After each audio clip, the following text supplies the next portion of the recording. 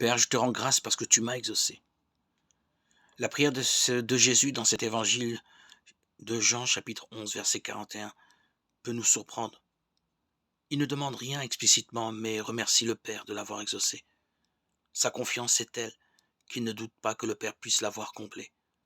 Son ami Lazare est mort et Jésus connaît la souffrance du deuil, comme en témoignent les 3 mots du verset le plus court de la Bible. Alors Jésus pleura.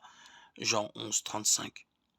Pourtant, comme celle d'Abraham conduisant son fils Isaac au lieu du sacrifice, la confiance de Jésus en son Père ne défaille pas.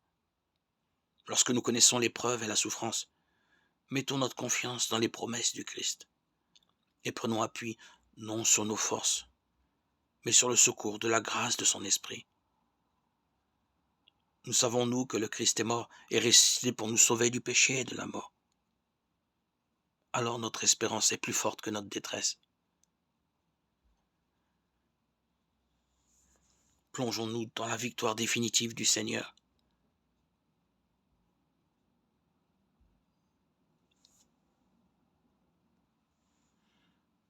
Découvrons les richesses que nous procure la lecture régulière et quotidienne de l'Évangile de la parole, où nous entrons en immersion, en dialogue, dans un cœur à cœur avec le Seigneur. Et ainsi jaillit du plus profond de notre cœur cette espérance que Jésus est bien vivant, ressuscité pour nous racheter de nos péchés, et qu'il reviendra. Prenons le temps de lire l'Évangile. Dans le silence, ouvrons nos cœurs à la parole de Dieu. Restons lui obéissants.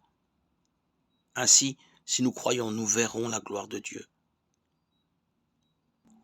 Sois béni, Seigneur, pour la foi que tu nous as donnée. Fortifie-nous contre les illusions de ce monde.